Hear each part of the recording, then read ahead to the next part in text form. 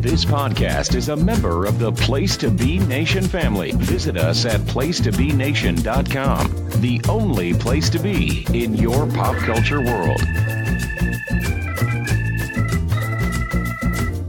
You are listening to Lucha Afterground. Hello, and welcome back to Lucha Afterground, the premier Lucha Underground after show on the web. My name, once more, one last time, maybe, is Travis. I am by myself again. Max is still on his honeymoon. So, as we cap off season 3 of Lucha Underground, you guys are sitting with me again, and we're riding, I'm flying solo once more with you. I've been listening to a lot of solo podcasts lately. Just, I admit I listened to my own a couple times, and I see that, it was okay. I did all right. I didn't have that, you don't have that safety net, But I've been listening to other podcasts like right here on Place to Be Nation. Greetings from Allentown is a must listen if you guys haven't been checking out any of the shows, any of the great shows here on PTB. And if that'd be a great one to start with. I'm also loving Worldcast with my dear friend Kelly Nelson and two of the former Titans, Johnny Sorrow and Pete. That's been really, really good as well. But greetings from Allentown, Mr. Winston. I can say I have a lot to live up to. You are a little more comfortable, just kind of going off the seat of your pants, or I don't know your method, but sir, my hat is off to you. But I will give it a go again here today. I should start with some news and notes. I saw on Miss Melissa Santos's Instagram that, and from reports online, that they had a Q&A. I'm recording here. Goodness me, I'm recording. It is nearly 1 a.m. I should be tired, but I'm wired. Because I just watched this episode. It took a while to get the kids to bed. Well, the kid and my wife.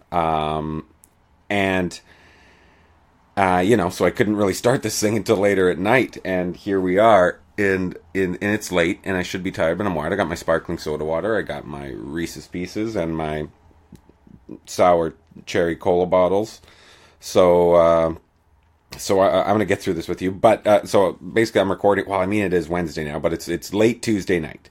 I just finished watching this, and I had been watching, or I saw on, as I was saying, Melissa Santos's Instagram, and that they did a Q&A before at the theater where they're doing the finale show tomorrow at the same 4DX theater, and it looked exciting. I haven't read any reports from the Q&A as of yet.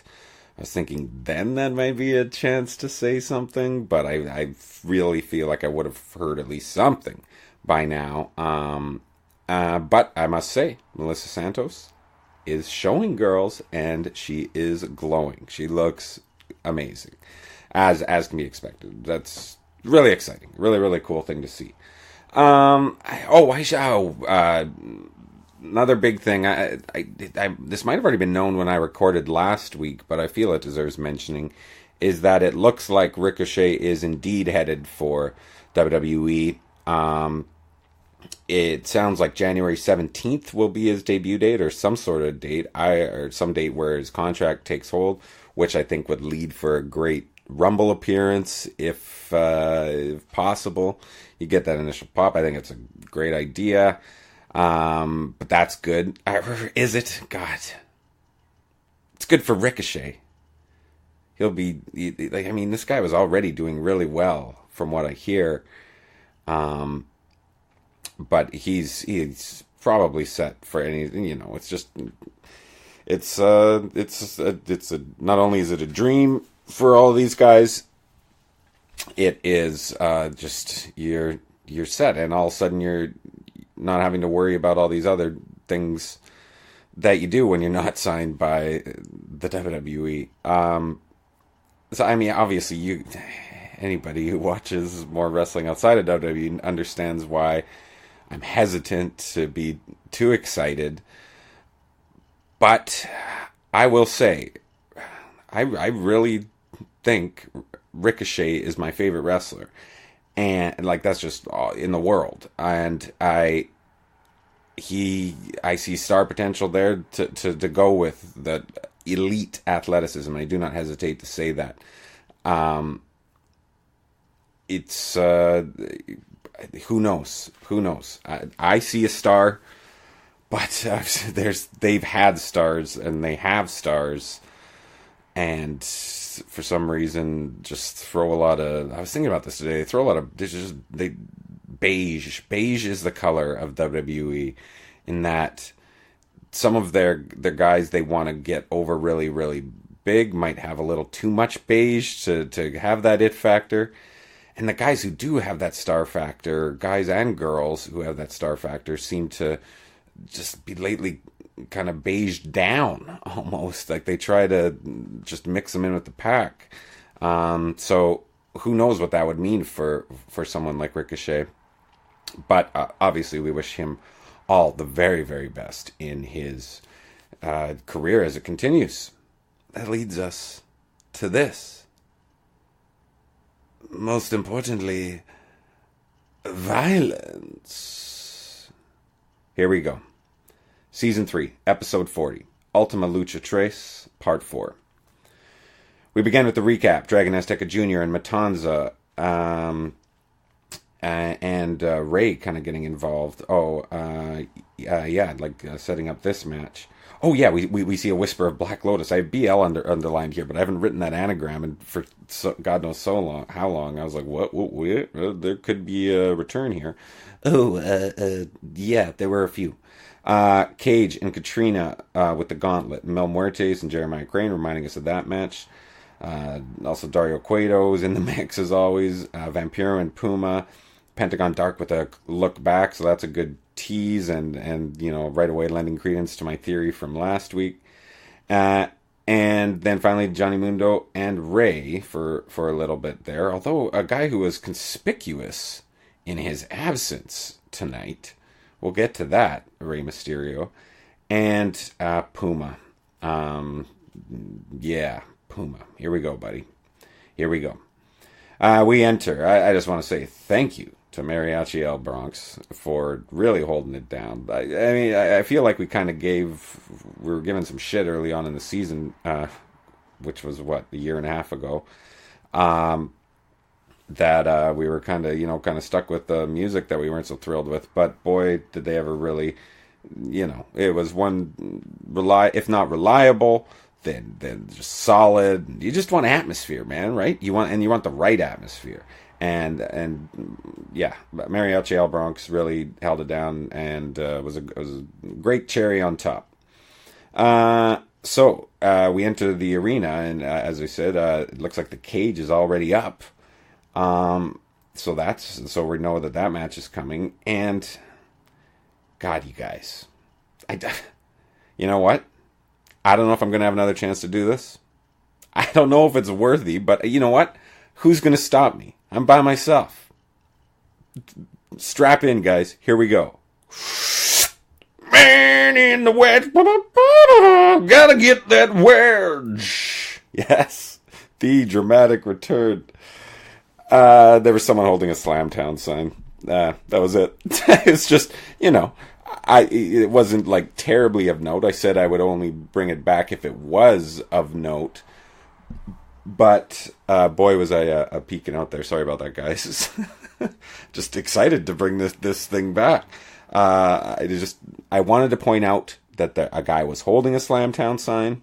I know this isn't Hipster Pugsley or anything like that, but the only way I could really point out the Slamtown sign that a guy was holding in the crowd was that he was in the man in the wedge position. So I posit to you, for those of you who are saying, no, that wasn't enough to bring back man in the wedge. Number one, last episode, give me a fucking break. Number two, it's the only way, it's a point of reference. It had to be done. Right away, Vampiro's in a nice suit, but also looks kind of like he's, one of those from that Buffy episode, Restless. The guys who are just kind of floating around in their suits with their bald heads and creepy. Also, very similar to characters in the film Dark City. But yeah, so just he looks good, but ominous good. Really good hype up from him, though, I must say. Here, he was getting the crowd going, or getting the crowd at home going, us people watching. So that brings us to our first match. As I said, the cage is already there. So Dragon Azteca Jr. versus the Monster, Matanza Cueto. Long entrance for Matanza. Melissa, I must say, even more glamorous tonight for the finale than she was the first 3 nights. Wild start with Dragon Azteca Jr. flipping off the top of the stage, backflipping off the top of the stage. It was just like, goodness gracious me, let's get this party started. Dragon Azteca starts with speed, but Matanza overpowers him, as should be expected. That's the way you do this type of match. I can't think of anything else that would be believable. I was thinking about this when I was watching this. There's been 1,000 of these matches, and I bet 900 of them have had to. You have to take that David and Goliath approach with you try to match with whatever, and it keeps getting overpowered. I'd say those other 100 didn't try it and probably failed. But there's been way more than 1,000 David and Goliath matches. What am I talking about? I'm just saying, if you can think of another way to paint that picture, maybe it's, I guess you're just like going low, going after kneecaps, maybe. That's the other, but it's still like it's just the sneaky Goliath, an uncouth Goliath with a lack of morals. It's not Goliath, David. I might cut some of this. We'll see. It's late. Yeah, so we go inside the ring, and Matanza's just tossing Dragon Azteca Jr. around the ring and into the cage a lot. And just as the match is losing me, Matanza suplexes Dragon Azteca through the cage. Goodness me, what a bump.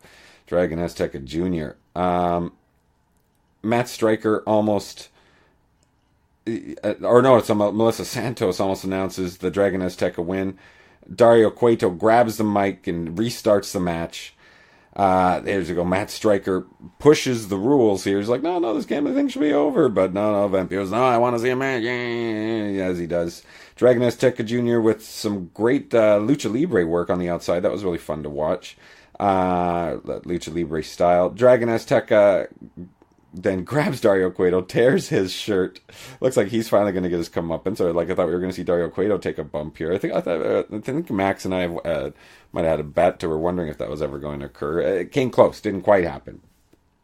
But Matanza steps in just in time, runs Dragon Azteca into the wall, then grates his face on the cage. Right away, I'm like, come on. Do we need more blood? Do we need more blood?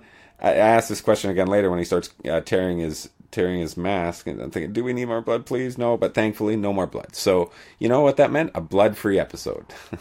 Right, guys? Goodness me. Stay tuned. So they re-enter the ring. Matanza starts to tear the mask, as I said. More awesome strength stuff from Matanza, like he always does. And all of a sudden, right after he's been tossing him around, atop the cage, who should arrive? Perched, none other than Black Lotus. She hits an amazing flying cross body onto, like it was a tease, who was she going to hit? She ends up hitting it on Dragon Azteca Jr., gives him an extra kick. Matanza does the tour of the islands for the win. Dario Cueto steals the mic and announces the winner just in a blind rage, it sounds like. And Black Lotus with a ball shot to Matanza, followed by a power bomb that, off of the middle rope. That was kind of yeah, sure, whatever.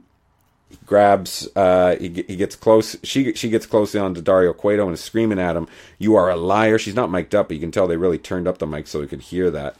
And finally, he says, "You're right." Like, he kind of backs down, he cowers, but says, "You're right." But then Matanza's come to and hits his finisher on her. And then Dario grabs a mic again, or gets right up in her face again and says, I'm a liar. Interesting surprise. And I thought at this point, a good sign of things to come. I'm just, it's weird reading this now, knowing what does come, the not so good. Just thinking about how Dario Cueto, kind of finishing up this with her, and then how things kind of get wrapped up later. That's weird. It's just him yelling that he's a liar to her face. That's the last thing Black Lotus is going to remember about Dario Cueto, perhaps. Likely, maybe not, I don't know. So we're led to believe. I just think that's kind of a weird thing to think about. But it was, what I did think was a good sign of things to come was that a return from someone who we hadn't seen in a long time. And, for the 2 or 3 spots she did, okay, good stuff. I wasn't mad about like this Black Lotus, not as big as Matanza, power bombing him off the middle rope though. But there she is. So that opens up some doors. I was thinking what would be cool if, hey, she can't get the triad entirely together again because Kari Hojo is now signed, but Ioshire or the other girl, I'm sorry, the premier Lucha Underground after show. So there's at least those 2, and then you can just grab another Stardom girl, if right. So that's a possibility, and that'd be nice. I'd like to see that. Anyways, that brings us to our next match: Jeremiah Crane versus Cage versus Mil Muertes for the Gauntlet. Right away, I wrote down LOL at Stryker trying to describe the Gauntlet. Because it's weird, because who is he? He's describing it as though he is in this character who hasn't seen these behind-the-scenes vignettes. But he's still just providing exposition in a way that is almost acknowledging, but I guess not. It was a weird little tightrope that he walked there. But you just try to imagine it if you are this imaginary audience, because this is an imaginary audience. Matt Stryker's imaginary audience to the person who doesn't get to see the behind the scene vignettes. And is hearing this guy describe a gauntlet that has powers or something. I mean, I know you've seen some crazy things in the thing, but you haven't seen the stuff that we've seen in the vignettes.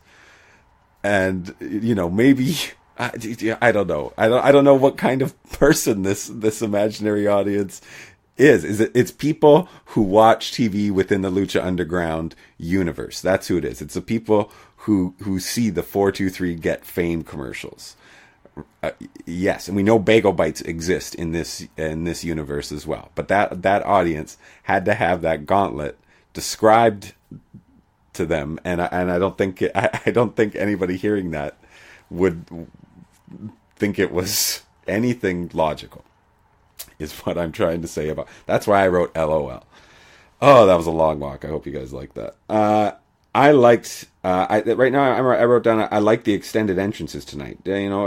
Some of them were a little longer, but I loved seeing Mil Muertes get that.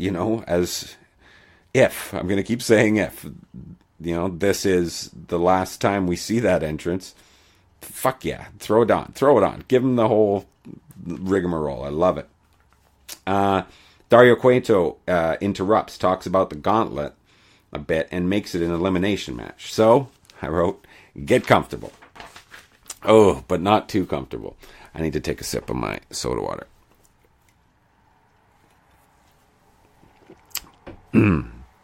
But not too comfortable, because this was not a match I would describe as comfortable.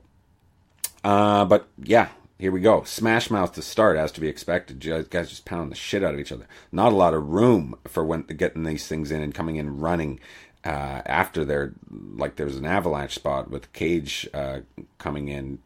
It's great stuff. Jeremiah Crane, great strength and speed as always. Hits a really stiff tope to Cage to the outside. Then Cage shakes it off and hits his with the flip, and then Mil Muertes flies off the top too with a cross body. So right away these guys are we're gonna go nuts. You can tell, and right away I'm like, and you're hearing the first "This is awesome" chant of the night.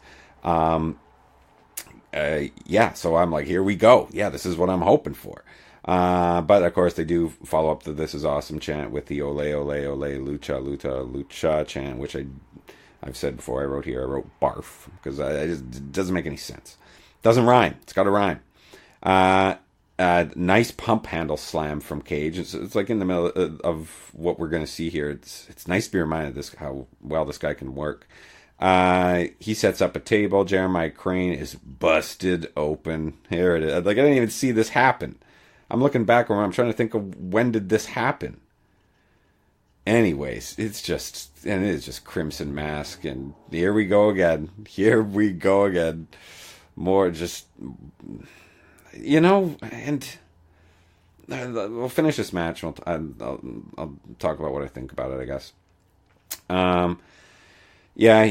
So he sets up this table. Jeremiah Crane grabs Cage. After a back and forth, Mil Muertes choke slams Jeremiah Crane, and then hits a ultra, what was it? No, a tilt-a-whirl head scissors on Cage is out of nowhere. Wow. Follow this up by an uppercut, as only Mil Muertes can do. I wrote, fuck yeah, here we go. Yes, we got this, if nothing else tonight, we got a really great Mil Muertes sequence. Mil Muertes brings Cage into the ring for a pin attempt, and then goes for a Rana, or he hits an okay Rana off the top, but then holy fuck, we wander into deathmatch territory again, as Jeremiah Crane just, how do I say this, plunges, stabs some skewers into the top of Cage's head. This is nuts. And he follows it up. He hits a DDT into him. It looked like most of them missed, but it looked like one was still in there good, so it could have been driven out. I don't know how you do that. I don't want to rewind it. It is a near fall. Anyways, he kicks out, but like I said, there's still one skewer stuck in his cranium. There's a "you sick fuck" chant. Yeah.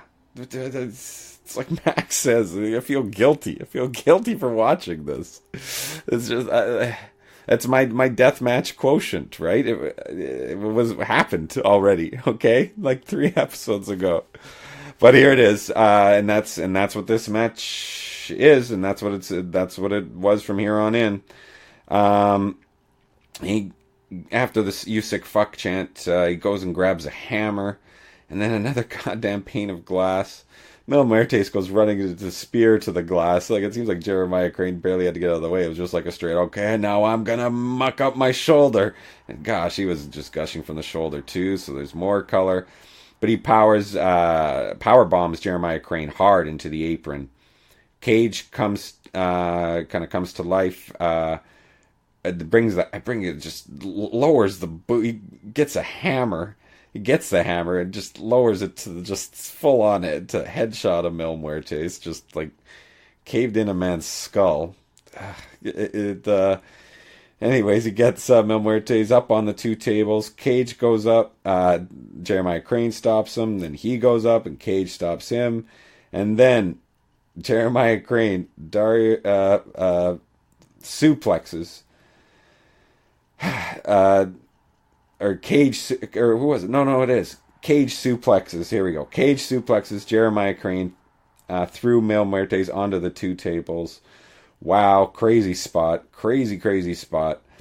Comes in, hits his Weapon X in the ring. This wasn't onto a chair. It was the other finisher that was onto a chair, but didn't need it after that.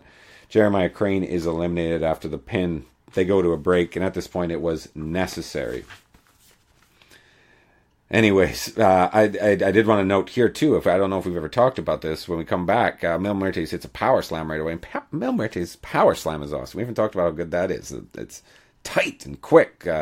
Randy Orton does another really good one, but Mil Muertes doing this, and when he hit that tilt-a-whirl head scissors, a guy at this size that's not known for whatever it is he's known for, he's just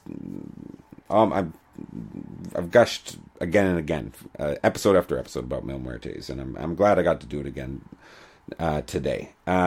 Vampiro mentions that cut is a bone deep laceration, or laceration is bone deep. It's just, that reminds me of just like a kid you'd be in elementary school with in like grade 4, like, oh, dude, that cuts down to the bone, bro.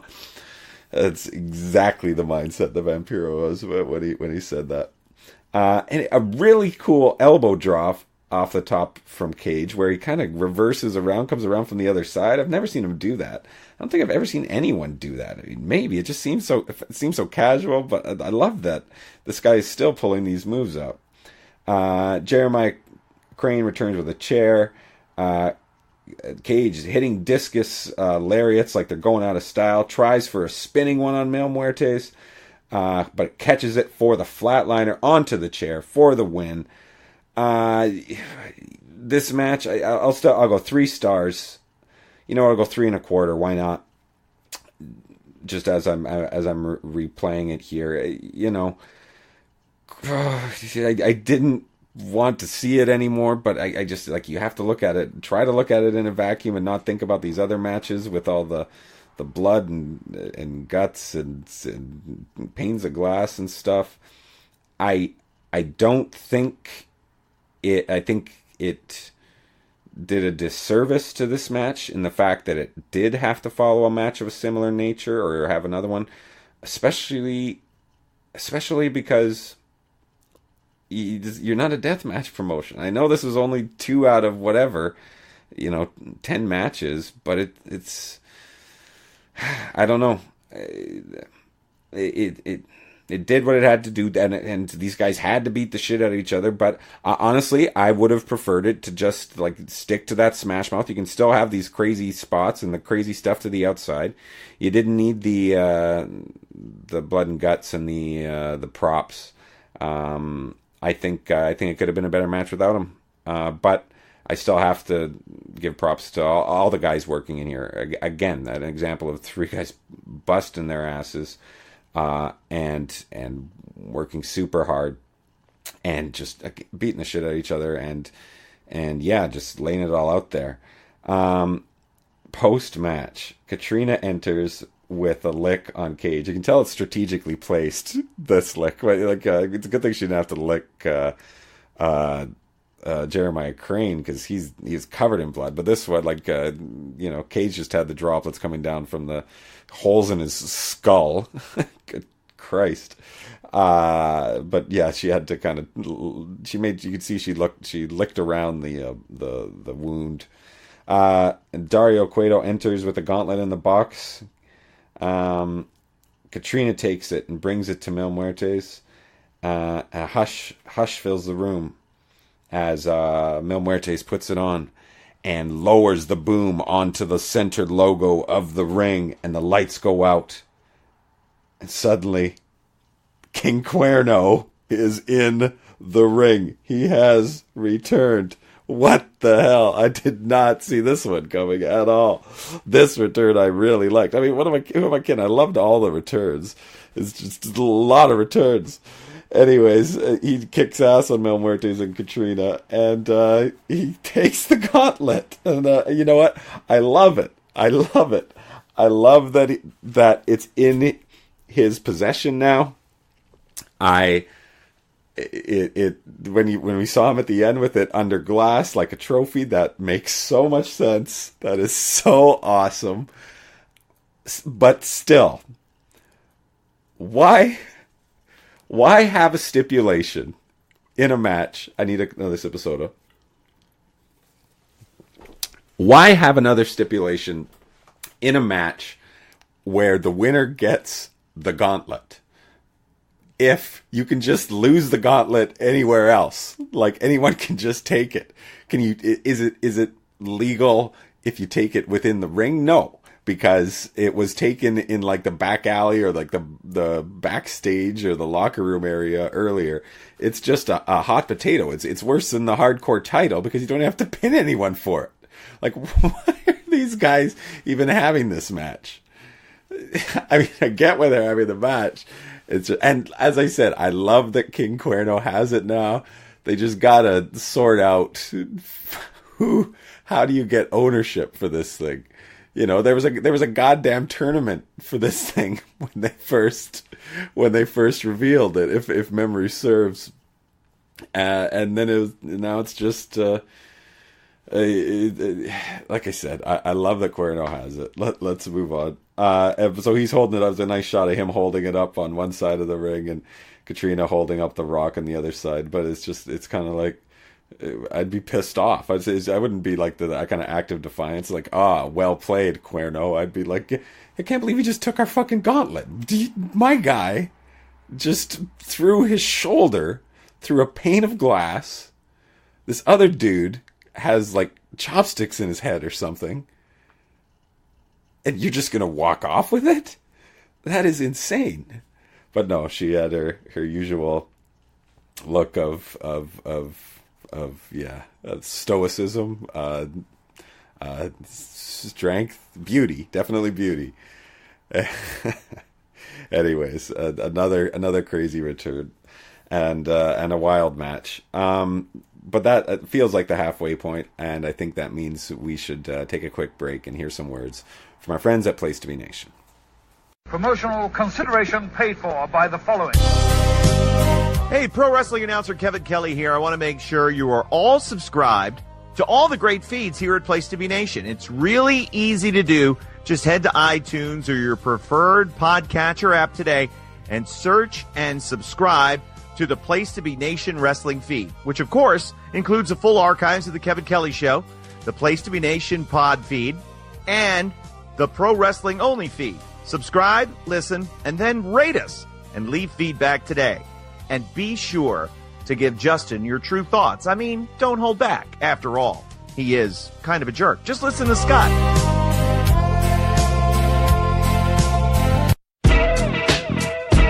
Place to Be Nation's JT Rosero and Chad Campbell here. We want to let you know that we have a ton of great podcasts available to you on iTunes, Stitcher, Google Play, and PlayStation.com, and we offer those to you on 3 great feeds.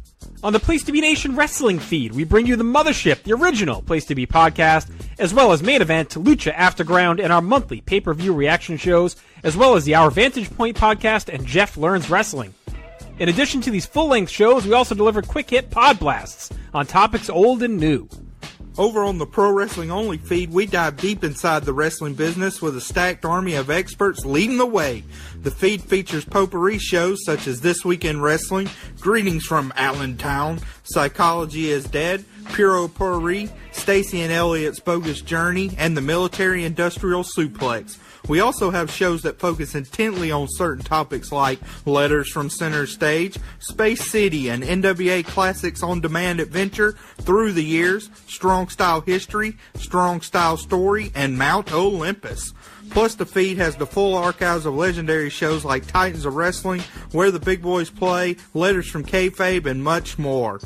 And on our popular Place to Be Nation Pop podcast feed, we offer such great shows as the Glenn Butler Podcast Hour Spectacular, Rank and File, PTBN Dadcast, Go Home in a Box, NBA Team, and Lucha Undead, as well as a veritable podcast heaven for comics fans with the Hard Traveling Fanboys, Sellers Points, Todd Weber's Conversation, Geek and Sassy, and Imaginary Stories podcasts. You can find all of these current shows plus archives of our past podcasts, including The Kevin Kelly Show, as well by subscribing to all of our feeds on iTunes, and while there, be sure to rate and leave feedback as well. All of these shows, plus others, available on PlaceToBeNation.com, where we cover pro wrestling, sports, movies, comics, plus in-depth stretch projects and more. Be sure to support our site by using PlaceToBeNation.com/Amazon when shopping online, and download our free PTB Vintage Vault Refresh ebooks via the links on our site. We also want to thank our friends at Bonehead's Wing Bar in West Warwick, Rhode Island, and Fall River, Massachusetts, TheHistoryOfWrestling.com, and Scott Keats' blog of Doom. Be sure to follow us on Facebook, Twitter, Instagram, and Tumblr as well. PlaceToBeNation.com, the only place to be in your pop culture world.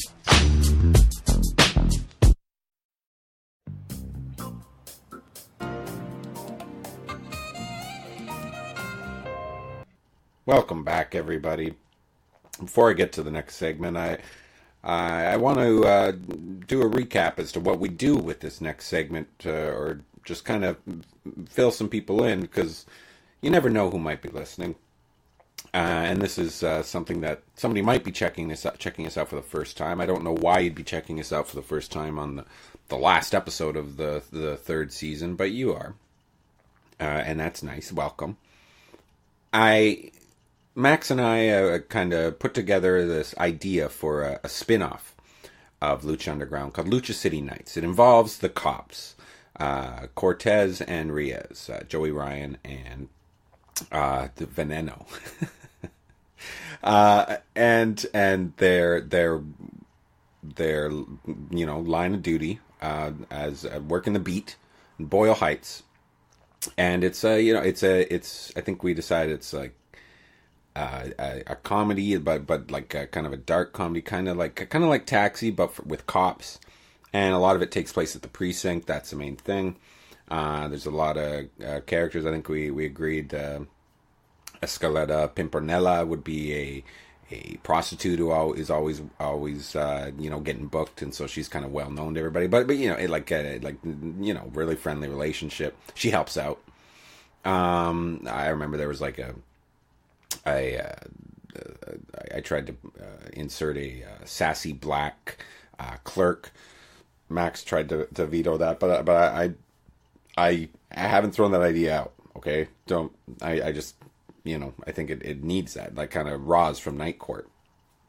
But one of our most important things is we always come up with one of the gimmicks on the show is there's a new chief every episode, a new chief of the precinct, kind of leading them through their adventures. It's kind of like Murphy Brown. She'd always have a new secretary. They've always got a new chief every episode. And, sometimes they're a main big part of the story, as we've kind of spelled out, script outlines. We've kind of explained this. And some of them are just really just kind of show up and have 2 or 3 little cameos and say goodbye. But they always end up losing the job at the end or moving on or whatever.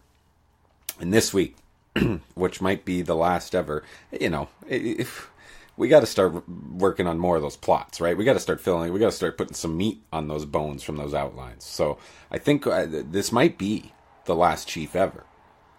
I don't know. I mean, look, this isn't going to be the last episode of Lucha Afterground ever. I should, if some of you were getting scared that you're just going to hear my dorky voice. No, you'll get to hear me and Max's dorky voices. And we'll do. I'm not going to go over best of or anything tonight. We'll get together and we'll do a look back at season 3, sometime when Max is back in the country. But I think I've got a really good chief here tonight. It's The Undertaker. And so my idea here is that when he's first introduced, he's like, "Hey, we've got a new chief," And like, really? Like, where is he? And I think, oh, he's on his way.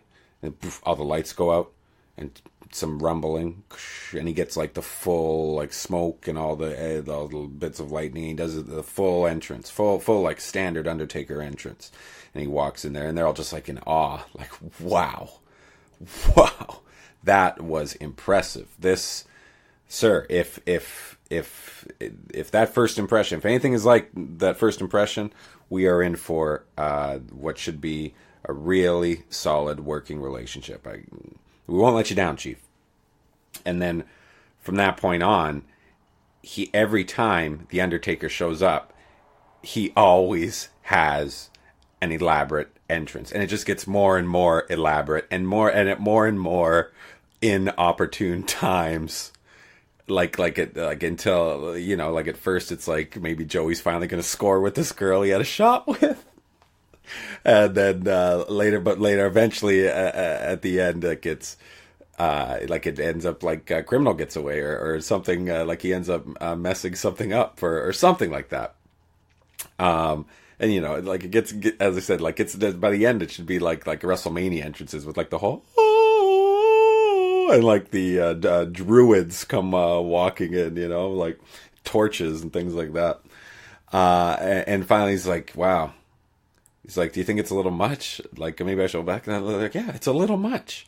You should, you know, maybe rethink the entrance. He's like, no, maybe I need to rethink this whole choice in a career.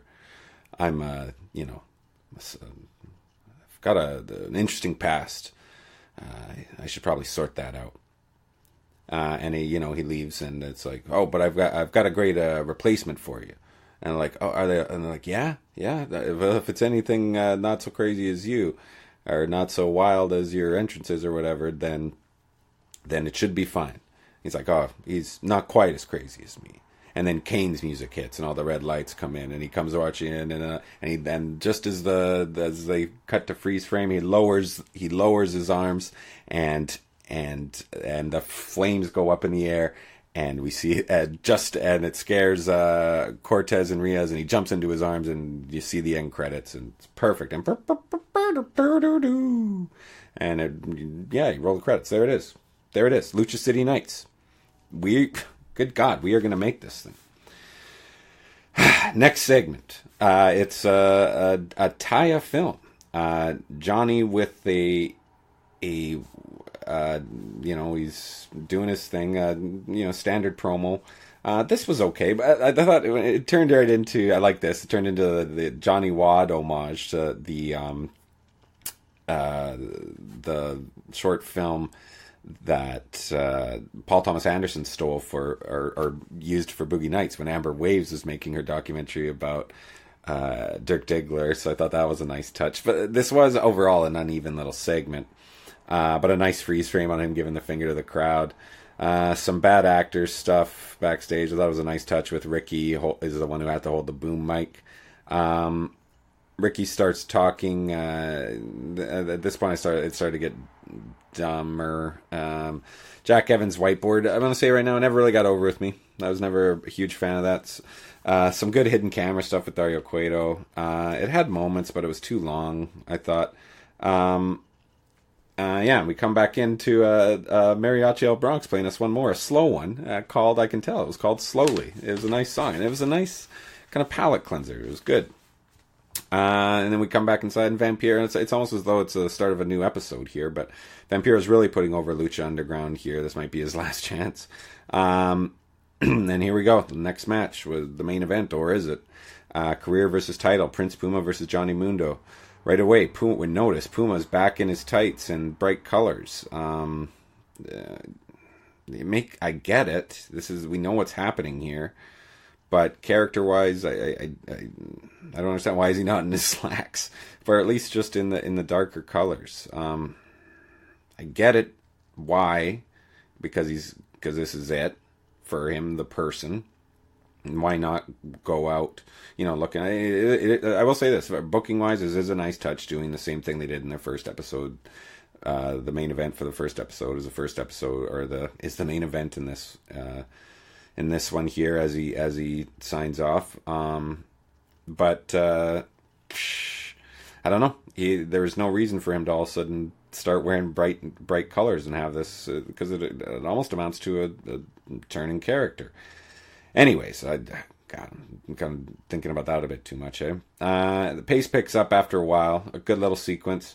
Really cool catch into a modified power slam. Great work on the outside, too. The guys were starting to cook here, I thought. Moves into the stands. They tease a suplex. Then an amazing spot off of the two tops ropes into a backflip from Puma. A redirection cutter into standing shooting star for a near fall. Johnny Mundo crawls out of the suplex combo to kind of slow things down. And then a really good back and forward, really fast paced back and forth between the two that was really good. A really snug standing C4 for a near fall. Vampiro, this was a near fall, Johnny Mundo on Puma. Vampiro with some nonsensical allegory. What the hell is he talking about? Even a mouse can destroy an elephant if it's cornered. I don't know about that. Marty Elias takes a Puma kick to the head and is out, but accidentally, of course. Puma goes up top, and then because the ref is out, Jack Evans enters with PJ Black, extra green, extra bright, and Taya came in as well. They start the beat down. I know this is Mundo's thing, but this match was getting good, and this, I get it. I get why they had to do this, because as it's happening, they beat him up, and this one I thought the match was losing me. Taya throws in some chairs, and lo and behold, who should show up for another return but Angelico. Some really bad editing during his beatdown, though, I thought. Just really the quick camera cuts that just doesn't do it for me. I don't know how anybody could do it for anybody. How do you follow what's going on? He hits a flip to the outside. Then Rick Knox attempts one. The referee, Rick Knox, who had got beat up after Mundo didn't get the pin. I should have mentioned that. So he's gets his revenge. It was something. He really held on, and they helped him out. So he didn't connect too much. But whatever. Puma comes in with an awesome 450 for a near fall. Ricky Mundo runs in with the kendo stick and gets a super kick from Angelico. He chases Worldwide Underground away, so we know that, okay, that's done. Now that's out of the way. Vampiro said, "This is the heartbeat of the city, of the world." I'm like, what? What are you talking about? What, this Lucha Underground temple is the heartbeat of the world? I'd need to see some evidence. I mean, I just back that up with something. Okay. First, the fight continues. It kind of felt like a clean slate at this point. Now that all these guys are out of here and they can kind of get back to the two of them wrestling again. Puma goes up top. Johnny Mundo cuts him off. A wild neck breaker off the top from Johnny Mundo after they kind of were up there for a while. Johnny Mundo sets up his end of the world, misses it. He hits one for a near fall. We get a fight forever chant. Sure. Johnny Mundo times another one. Puma gets the knees up this time. Hits his kicks, his flying knees, that pushing drop kick to set it up for as he hits the 630 for the win. Puma celebrates, and before anything had even happened, I wrote, but because I still knew that there was some time left in this episode. Enter Dario Cueto. Hold on.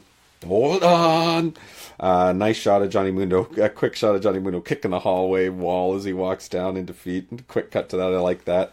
Dario Cueto pumps his tires. I'm talking about Puma. It's like, "You've done it," whatever. It's like, "But the night is not over. One more match," as we kind of expected. Crowd is already chanting Sierra Mato as they go to break, so they know. Vampiro smiling like the cat that ate the canary when we come back. Next match for the Lucha Underground title. Prince Puma versus Pentagon Dark. I wrote, if this is it, if these are the two you're going out with, I wrote, great call.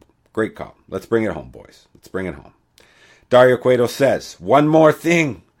Both careers are on the line. So here we go. I was thinking as well, how are we, like, now he's won it. I mean, I know that it was good that you gave him that. He's the only 2-time. I like that. That's a nice touch. That's a good little notch. That's in the legend that is Prince Puma. But both careers are on the line, so now we know, okay, this is how it's going to be. And right away we see Puma is selling his arm as we go to the break, or he's selling his head as we go to the break. I haven't got to the arm yet, but you can see where this is going. Puma hits a kick and a flip to the outside to start. He goes up top. Pentagon catches him with a kick. This is going to be tougher for me to fall because it's too. My shorthand is I've got P and PD, so bear with me. But right away, Pentagon goes to break Puma's arm, and I'm like, okay, he's got to get out of here somehow. But he does it, and I'm like, what? Are they just gonna do a quick finish here now? But they made a note. We didn't really see him do it, but they say he popped it back in, and he starts taping it up. And I'm like, okay, now I get it. Now I get why you put that in there. And for everyone else, this is the end of the line. This is the end of the wrestling match. This is, you're out for weeks. But our hero, Prince Puma, guiding light all of a sudden tonight, is going to fight through this. So I wrote, fight, Puma, fight. Puma won't, or this is a great shot part here where Pentagon is trying to get the Irish whip on Puma, but Puma won't let him because his arm, he's selling that arm. He finally does get it off. Stryker is really kind of dying with Puma here. I thought he did some nice work here. Vampiro snaps on Stryker here for talking about Puma's soul. You do kind of start to see the real turn in Vampiro before he actually comes out and does it, even though we already knew it was coming. But I thought that was good, mixed in with all these other kind of crazy things and weird things Vampiro says and said tonight. I thought the way this kind of built up to a boil here was good. So Puma hits his suplex combo on Pentagon here with one arm. This is awesome. This guy's going out 2 matches here. There was something. Oh yeah, okay, another LOL at Stryker. He's talking about somewhere, some kid is watching this and saying is there a kid watching?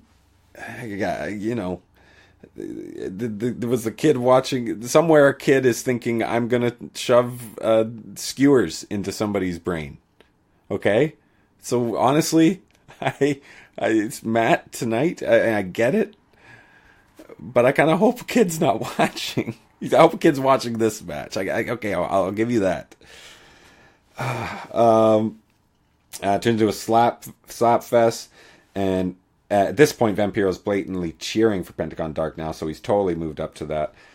They changed the Ole Ole chant to Ciero Miedo. It still doesn't rhyme. Puma hits a flipping pile driver and a great combo to follow. It's really picking up. More chants. The crowd is loving it. Puma goes up. Vamp, he goes up to hit the 630, but there he is. Vampiro's there, and he pulls Pentagon Dark out of the way. Pentagon Dark with a super kick. It's one of his crazy moves for a near fall. One last gasp of hope from Puma, and finally Pentagon Dark hits his package pile driver, finishing move. But this one with a little run off of the ropes too to give it a little extra stank for the win. I will go 3.5. It didn't get as much time, but it's because Puma. So I'm gonna give 3.5 to Prince Puma's final performance. He's the most talented wrestler to come out of this whole crazy thing. I truly believe that. I thought this was a nice final chapter. Right away, Vampiro enters to put the strap on Pentagon. Puma rolls out. Pentagon Dark grabs the mic. I noticed there's some, in this moment, you did see some people crying in the crowd, but you did hear a little bit of a na na na na, hey hey hey. I was just like, you really? Who are you to you guys who were to kill this moment, you know? Anyways, you do see some legit tears in Puma's eyes as he looks back. Great stuff. Pentagon Dark talks a little bit of trash in Spanish, and the credits roll. But that's not it, because we did get our last little sign-off backstage vignettes that we loved from the end of season 1 so much. I'm going to take one more sip of soda before we roll through these.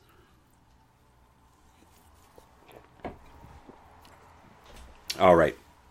It begins with the sun going down through the cracks of the backstage, and Puma is walking away, and he removes his mask.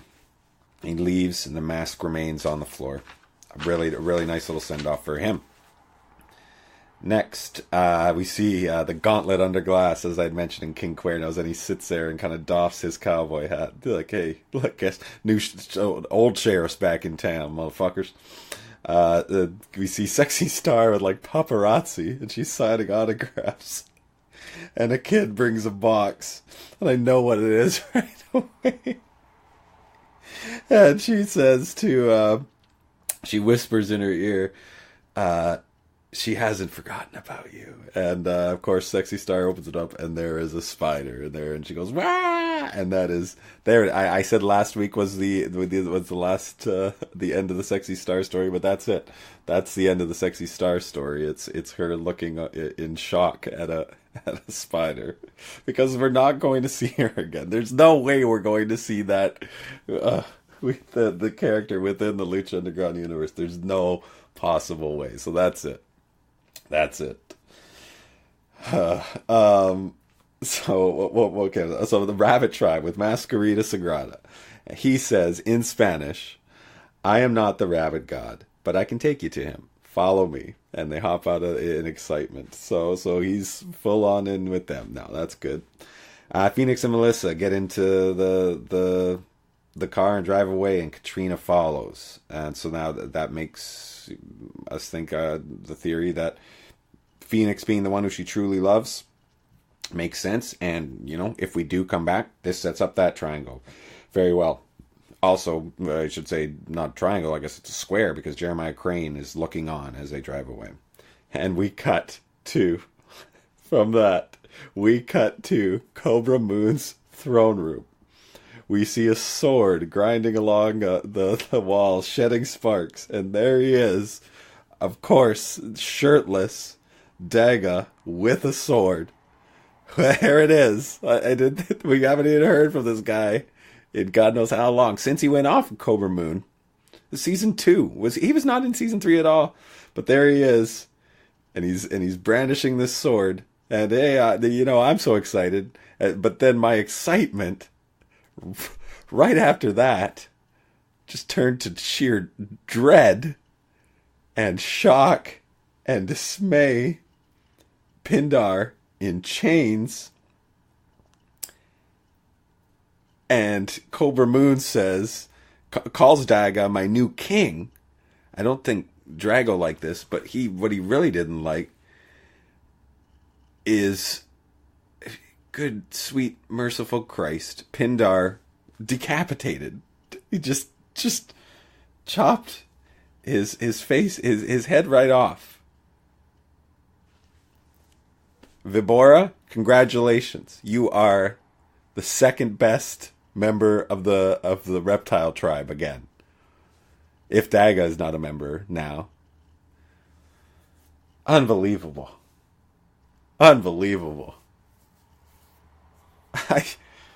It's shocking. Is it just me? Is it just me that is beaten up about the death of Pindar? Oh, wild. So next we see Vampiro back in his little meditation there. He says, I have done what you instructed. And he talks about Pentagon Dark. And then we hear that disembodied voice again, but it's not Pentagon Dark. It's some other dude. And he comes in and says, now I will make him fall. And he says, you have done well. So I must have missed the you last week. You have done well. But it's do you think if this guy is going to be a character, has this guy who, okay, he looks like the way Saturday Night Live used to show last season, the way they'd show Steve Bannon looking like a Grim Reaper. It's basically what he looks like, a big Grim Reaper. But do you think they've cast this guy yet? Thinking that this is going to happen? I don't know. I don't know. So it's from that. So there's that. There's that new guy. And then from that we go to Matanza is in his cage, and here it is. This is all we see of Rey Mysterio tonight. Which is interesting, but hey, it's interesting him entering, as in like it's like a truce or like it's me and you now, bruh. Which hey, could be cool. Could be cool. But that leads us to the last of the vignettes of this episode of this season. Dario Cueto's office. He's pouring drinks with the new FBI guy here. He says something about, tell your boss, blah, blah, blah, but I could write it down because this guy just shot Dario in the chest, like, I don't know, 3 or 4 times. Just shot him.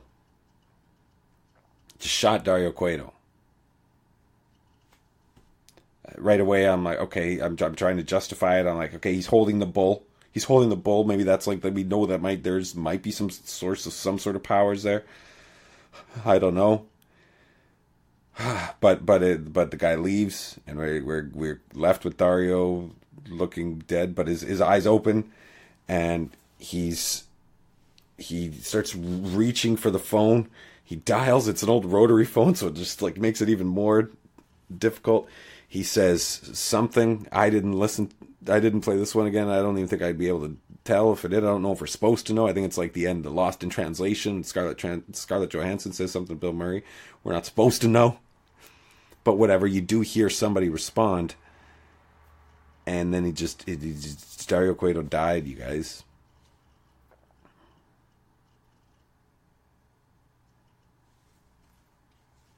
Because Dario Cueto died. And then it said to be continued.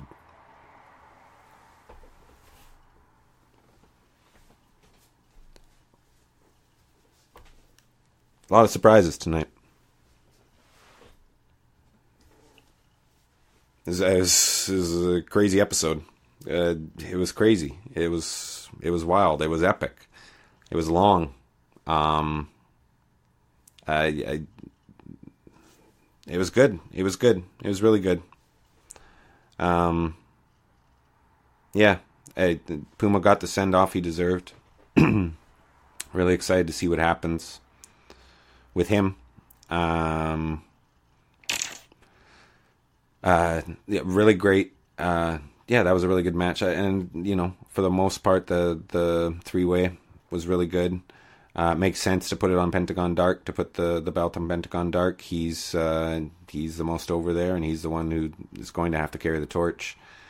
Some interesting developments that, if they want them to be, if it ends up being, there are seeds planted.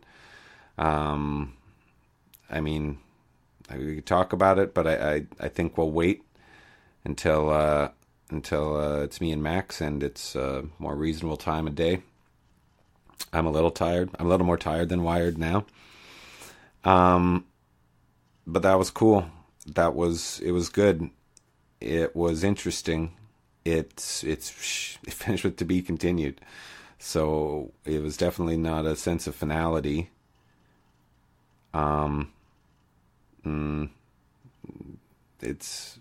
We'll see, guys. We shall see. I mean, that's it. That's it for us in terms of episode after shows for the foreseeable future. As I mentioned, Max and I will get together and kind of recap this whole experience that was season 3, and maybe a little bit more. Well, we should hopefully have some more fun things planned. If you want to find us, look for us on Twitter at Lucha _Afterground. Just search for Lucha Afterground. or go to placetobenation.com, or look for Place to Be Nation Wrestling Podcast wherever you find your podcasts, my friends. Really, this has been a real pleasure. This has been interesting, kind of doing this by myself last couple weeks, but I've had fun. I look forward to talking with you guys again soon. So yeah, stick with us for the recap. And for those of you that stuck with this show through all of this, good for you. Thank you. It's cool that I know there are people out there that do listen to us, and that's rad. It's kind of overwhelming sometimes. It's late. Max and I will be here next week. The question is, will you join us?